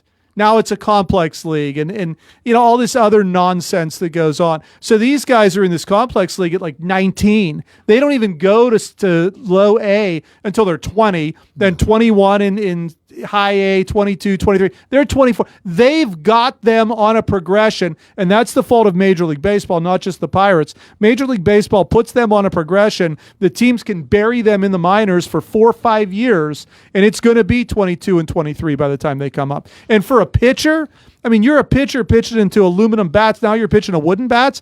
The pitchers should rise right through the system very quickly. Yeah, it's always fun to watch these wooden bat leagues because these sluggers take a mighty swing and they're used to the aluminum bats and they think they've hit their home run and it's like not even makes it to the warning track. And, right. And they're jogging around like they just hit it out of the stadium. Yeah, and they start jogging around like they hit it out of the stadium and then they get halfway between first and second and go, back to the dugout. Anyway, the reality is whatever gets picked here, you're not going to see them for 4 or 5 years. I mean, Skeens was the anomaly, and I'm sure they would have loved to have held him down another year, but there was no way they could justify it. He was tearing up everywhere that he was. So when you look at, potentially whatever comes their way at pick 7, you won't see them, I would say, till at least 2027. Probably 2028. If they draft one of these high school shortstops, it's going to be probably 2029 until you see them, especially if they get Griffin through the system very quickly. They're not going to be happy about having a 20 or 21-year-old in Major League Baseball. So you start looking at, okay, how can we hold these other guys down? We'll just bury them at that complex league for 2 years. Half the time, they don't even start them the year they draft them. So if they draft a kid out of high school, they're probably not going to play anywhere for the duration of the year. They'll use the excuse, they're tired. They played a whole high school season. And then next year at the beginning of the year, they'll put them in that complex league. So they're not getting to single A Bradenton until probably halfway through next year if it's a high school kid, which once again then holds them back for another probably full season in their mind. They'll wait when it is time to call them up like they're doing with Bubba Chandler. They'll wait until the trade deadline passes in whatever given year that is and then try to bring them up then. So, in the end, they're going to maximize the amount of time they have control. They keep them in the minors to use them to promote the future, and then they want to make sure they have 7 years of them in the majors that are going to take them till the guy's probably at least 30. That way, when it comes time for a contract, they're either okay and they can get them on a cheap contract, or if they're really good, they'll let somebody else pay them, and then they'll just bring them back at the end of their career like they did with Andrew McCutchen. McCutchen didn't get up till he was, 22? Or so. So, they're not moving anybody through the system quickly. They want to keep them down as long as they possibly can. And Major League Baseball has created a system that allows every team to do that. And by the way, one misconception is that baseball did not get rid of the tiers in minor leagues. they got rid of teams. Yes. And that saved them what? Money. Yeah, they got rid of that split season, low single A, that second half of the season.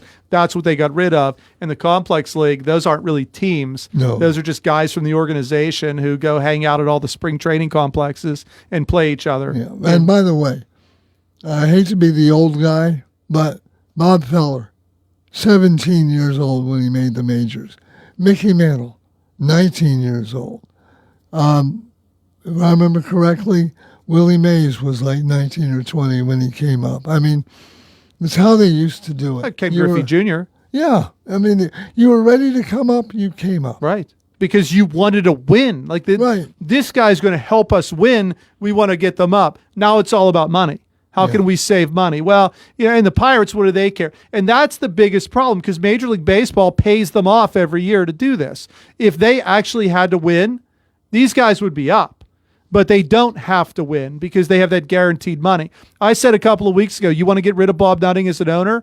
Put a salary cap in because then the revenue sharing stops, all of that luxury tax stops. You've got to actually win to make money. That's too much work for him. He won't want to do that. He'll just sell the team. He's already made a fortune off of it anyways. That's a perfect opportunity to sell and quadruple, probably more than that, the investment that he put in that team. I know a salary floor also might do the trick.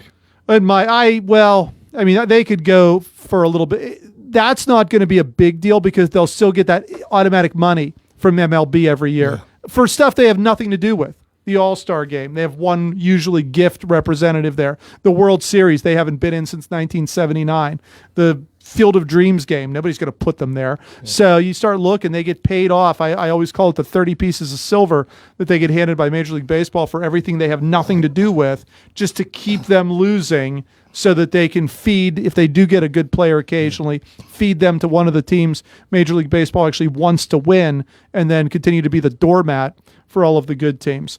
So looking at the draft, the Washington Nationals have the first overall pick. The Angels have the second pick. And a lot of the more recent mock drafts are pointing at pitchers. There are a couple of pitchers in college, and then there's a high school pitcher that seemed to be dominating the top of the draft. Cade Anderson is my absolute favorite. He's a starting pitcher, the ace for LSU, who, by the way, won the College World Series. I was hoping somehow, some way that you can't trade up there. I'd love to have seen him in a Dodger uniform, especially with, but in the end, there's great potential that he's going to be the first overall pick going to Washington, which they need pitching. They have young hitting. There are talented players there with Cruz and Wood. They need pitching. It would make sense for them to take one of these pitchers. Another is Liam Doyle from Tennessee. Also considered an absolute stud. Both of these guys are left-handed, which is primarily what you're looking for. Both come from the college ranks. The high school kid is Seth Hernandez, and that's a name that was linked to the Pirates a little bit, but there's a lot of question as to whether or not he'll even still be around at pick 7 if that's the case. I don't see, it doesn't make sense for the Pirates to take a pitcher. They've got nobody that can hit. They've got pitching. Now, if they trade a bunch of their pitching, maybe it makes a little more sense. But those are the three pitchers that seem to be on top of this list. And then when you look at position players, Ethan Holiday, the brother of Jackson Holiday, the son of Matt Holiday, he may be the first overall pick as well. I've seen him as high as 1. I've seen him as low as 4 going to Colorado. But this kid is supposedly another high school kid, a can't-miss prospect. Ethan Holiday, of course, the lineage with the name and the family could possibly propel him to the first overall pick. There's another left-handed pitcher, this time from Florida State, Jamie Arnold, who's going to go up and around there as well. A lot have ranked him the best overall prospect in this draft. I've seen his name linked to the Pirates. Once again, I don't imagine him still being around at pick 7. Then you have the other shortstops, JoJo Parker, who's a high school kid, a name that has risen in the rankings over the last couple of weeks. Ava Arquette, that's the one that I've seen mostly linked to the Pirates, the shortstop from Oregon State, and then a couple of other high school kids, Eli Willits, which I think is the one, if he's there, that they should definitely take, high school kid out of Oklahoma. And then, what's the other kid's name? Billy Carlson. He was on the Olympic team. Also from California high school shortstop. So those are the guys, shortstops and pitchers. It's going to be one of those. I mean, to me, I know you took Griffin last year as a shortstop. You can move these guys around position-wise. If you have a guy that can hit, you've got to take them over the pitcher. I know pitching is sought after. You've got no hitting in this farm system. You've got no hitting at the major league level. When you're that deprived in offense, you need to grab the offensive guy. I think they need to take one of those shortstops. Not that it's going to matter all that much. It's going to be about 4 or 5 years till they come up. But still, it makes sense.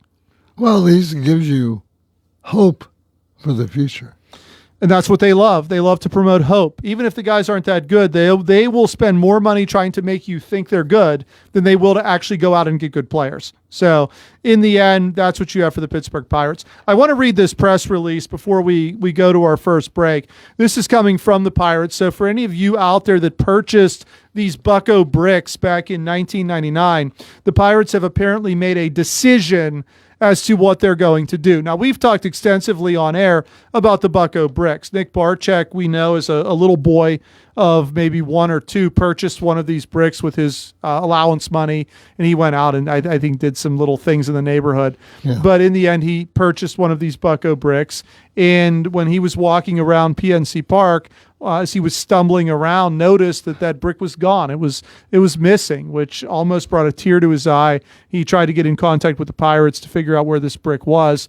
And it's been a lot of disappointment for Nick lately, too, because he and some of his friends from school were trying to go to that George Pickens football camp that got canceled. Well, it didn't get canceled, but Pickens wasn't there for it. So we don't know exactly where Nick is right now. He may be with some of his buddies at a football camp, or he may be trying to track down the Pirates. But if he's listening, or anyone else is listening, this is what the Pirates have said about these bricks.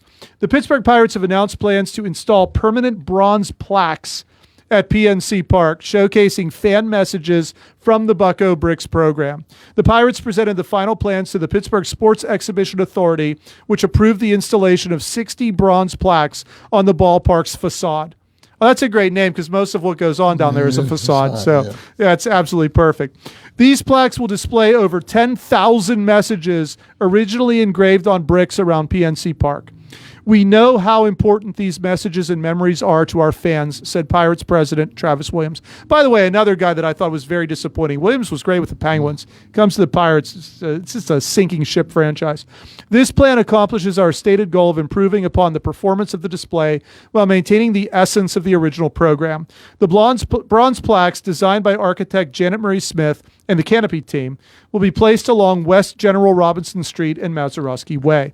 Each plaque will be approximately 5 feet tall and 6 feet in length, holding nearly 170 messages. The park said the updated vertical design will allow fans to locate their messages more easily. The installation is scheduled to be completed by opening day 2026, offering a more durable solution compared to the original bricks, which have suffered damage over the years due to environmental factors and foot traffic.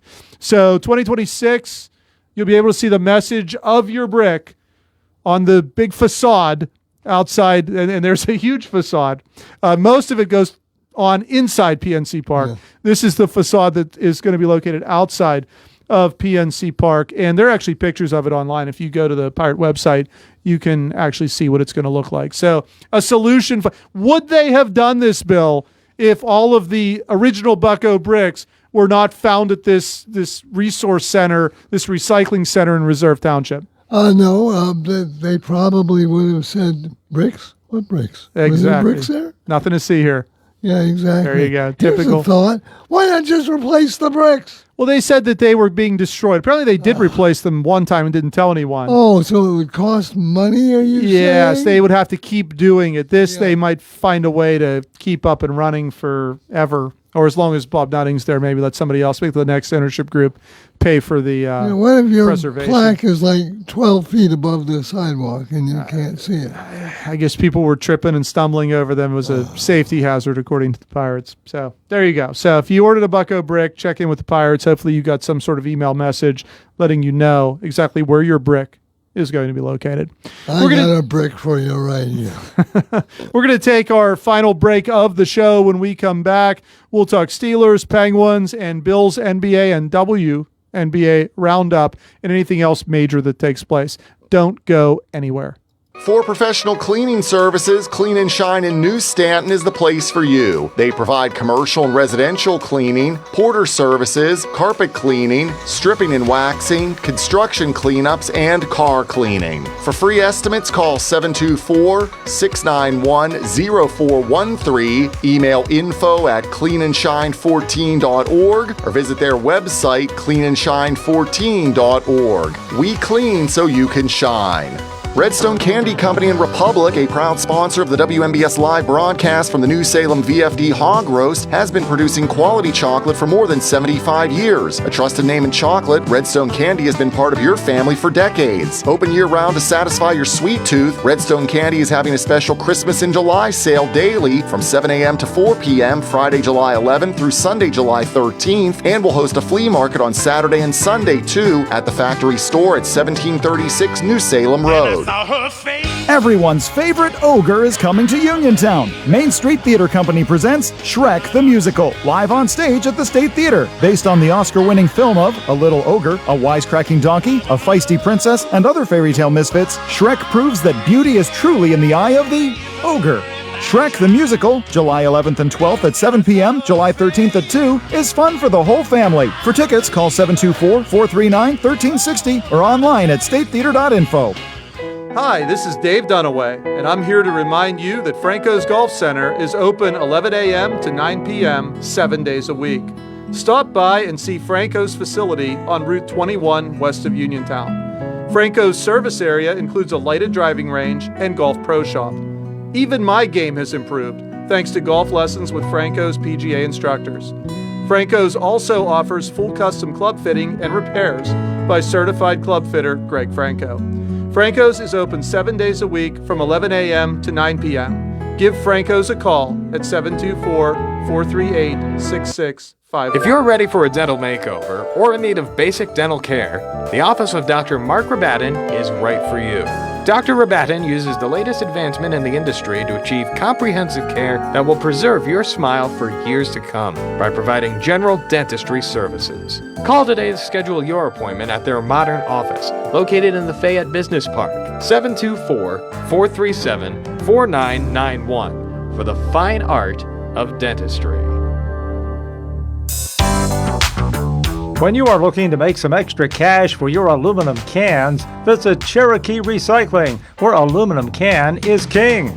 Cherokee Recycling is open Monday through Friday 9 till 5 and Saturdays 8 till 12 noon, closed Sundays and holidays. Give Marcus or Rags a call today at 724-439-3228 for Cherokee Recycling, where recycling makes the most sense. Attention, active and retired coal miners. Have you been screened for black lung? Here at the Black Lung Clinic at Centerville Clinics, we offer yearly screenings, diagnosis, education, and treatment options to help you live a fuller, healthier life. We provide care regardless of your ability to pay. Call Centerville Clinics today at 724-632-6801. Do it today. If you are looking for a trusted local law firm with a strong commitment to their clients, look no further than Zebley Law Offices. Attorney Zebley has been practicing law in Fayette County for more than 4 decades. Although specializing in bankruptcy, Zebley also handles real estate matters, civil suits, collections, wills, powers of attorney, and more. If you need legal help, go with a name you recognize and trust.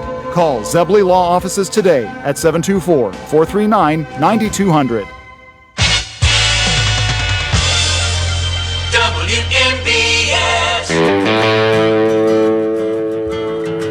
Welcome back to the Sports Voice. We've got about 8 minutes or so left, so just trying to go through some of the leftover stories that we have. Since today was mostly baseball, I'll start off with I'm looking at the participants, which I know they're not all official yet, for the Home Run Derby, which will be taking place on Monday.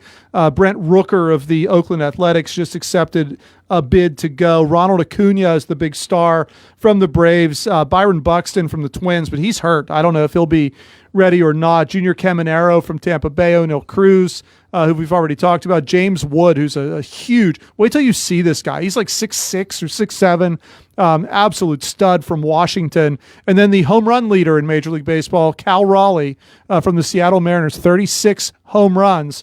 He will be in the home run derby as well. So definitely star-studded. Major League Baseball, I think, cares more about this than they actually do about the All-Star game.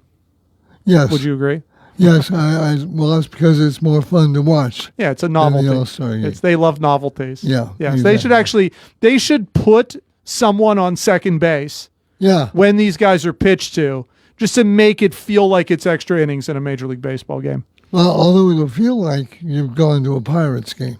Right. That's about the only time they get somebody on second base. Well, I'm just talking about all the people that hit home runs against the Pirates. Well, it could be. That's what they should do. Well, normally I used to make that joke. They could just put the Pirate pitching in there. Yeah. But the Pirate pitching has gotten a little better, so it's not quite up to that. If you were having like a strikeout contest or something, you could just put the Pirate batters in there and have your regular pitchers throw to them. That's what I thought. The saga continues with TJ Watt. Still no contract. We're less than 2 weeks away from the start of camp. Will the Steelers give him this money, Bill, and will it be whatever he wants? I don't think he's going to take any less than what Myles Garrett is being paid right now. So we're looking upwards of $41 million a year. I guess the big questions then come in: how many years is this going to be, and how much of this money is going to be guaranteed when it's all said and done? Because I have a feeling they're going to give him whatever he wants. Nothing to you. He'll probably get 2 years with an option, and he'll get whatever he wants. And they have money. They have like $24 million of cap space or something left. They move in Minka, and what they got back in return, they saved about $12 million based on what was retained by Miami with Ramsey and Smith. So Watt currently is the highest paid player on this team. He's a cap hit of $30 million, almost 30 and a half. And you figure if you add in, and that might not take place this year, it might start next year, but you add in another, say, 11, 12 million, you're getting to a situation where you're not going to have enough money to sign everybody. Now, Rodgers will go off the books. He's $14 million. He'll go off the books at the end of the year. But you start going down this list, the top four are all defensive players and have all probably seen their best days in their career already. So, looking ahead, it's probably not the smartest business move, but I said this a couple of weeks ago, it wouldn't be a big deal if these other three guys weren't making what they're making. If Watt was the first one to get the contract, you would say, oh, well, okay, he's a really good pass rusher. Yeah, pay him around Garrett. They're 1 and 2. Whoever is 1 and 2 is probably debatable at this point. But when you take a look at it as it stands, it's just a lot of money tied up in older guys that play on the wrong side of the football. Nothing much else from the NFL. Eli Manning was apparently offered a stake, an ownership stake with the New York Giants, and basically said it was too expensive for him. So the Mannings are great. They're hilarious when they. So who knows what really happened? But I guess he's not going to be part owner. The Penguins made a trade. I mentioned that. When I came back from break, they now have Matthew Dumba, the defenseman. They got him from Dallas. They got another draft pick, second-round pick in 2028.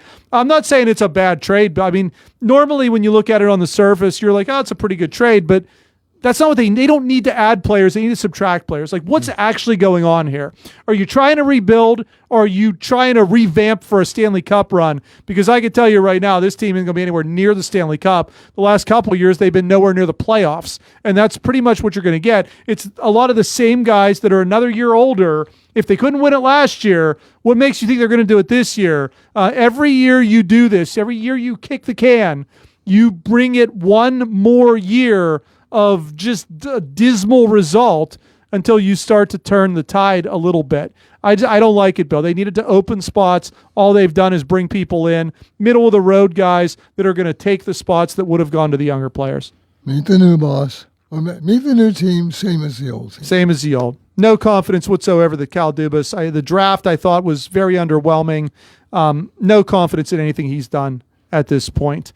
The big story here in hockey, and for, I guess, the local flavor, Gavin McKenna, projected to be the first overall pick next year, is going to play this upcoming season at Penn State. There you go. Which includes Jackson Smith, the defenseman, who we thought the Penguins might take at 11, will also be at Penn State. I don't know. This could be a NCAA champion in the Frozen Four. A lot of people already hoping that somehow, some way, the Penguins can find a way to get this kid. Just because he's playing in Penn State doesn't mean you can somehow magically make the first overall pick appear, because if you don't have it, you don't have this kid. But Jerome will be happy. Yes. Well, it'll be a cool year to go watch Penn State. Yeah, if you want to watch. Wimbledon, the women are down to the finals. We have an American, Anna Anisimova, who has gotten into the finals, knocking off Sabalenka, the number one player in the world. Iga Swiatek is her opponent, and the men are in the quarters tomorrow. Alcaraz is there. Djokovic is there. Sinner, the number one player, is there. And Taylor Fritz, who I talked about last week because of the whole curfew thing they have at Wimbledon. He happened to be on the court when they had to make that decision. Those are your final four there. Bill is going to share some NBA and WNBA news with us. Well, right now, I only have time for the WNBA, which announced they are expanding by 3 teams. And I heard the chatter about, will Pittsburgh get one of those teams? Seriously? It worked out real well when they had the ABA Condors. How did they know? Anyway, so that's pretty much it. So people in Pittsburgh are only fans if the team wins. Right. And when you bring an expansion team in, they're not going to win. Well, look at Pitt. Yeah. Look how many people flocked down there when Pitt was good. Yeah. How many go now? None. You don't have hardcore fans. They think they're hardcore fans. You have fans that show up when a team wins. Look at PNC Park.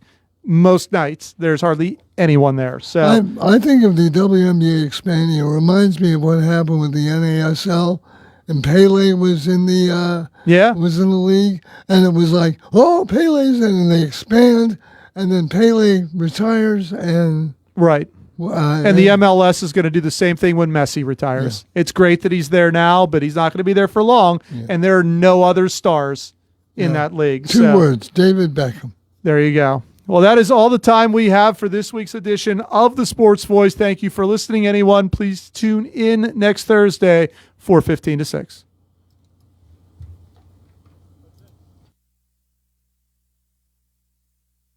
Oak Pizza in downtown Uniontown is your one-stop shop for the most unique pizzas in the region. From the masterminds behind the Fat Angelo's franchise, Oak Pizza is the laboratory where the Fat Angelo's food scientists test their creations and let you be the judge. With traditional favorites like pepperoni and buffalo chicken pizzas to more experimental offerings like the sesame seed-infused Mad Pie or the spicy chicken pickle pizza, Oak has you covered. Order today at oakpizzas.com or by calling 724-439-5805. Your taste buds will thank you. Tireman's Auto Garage, voted best in Fayette for tires, has the cheapest prices in town on tires. Plus, this used tire special, just $25 a tire, including mounting and balancing, with a variety of sizes and ACIMA financing available. The crew at Tireman's Auto Garage are top automotive specialists. They can work on any car, can do any repair. They offer diagnostic service, alignments, oil changes, state inspections, batteries, brakes, rotors, and more. Warm weather means more driving. Be safe and save with the cheapest tire prices at Tireman's Auto Garage. Just $25 for used tires, mounted and balanced. If you've driven by Tireman's Auto Garage recently, you've probably seen all the 2-, 4-, and 6-seater golf carts. Well, they're there for a reason. They're available for sale with ACIMA financing, or ask about daily or weekly rental. So stop in and see Joe and Kim at Tireman's Auto Garage. Check out the $25 used tire special, new tires, golf carts, and more. Tireman's Auto Garage, Mill Street in Uniontown. Call 724-425-9606.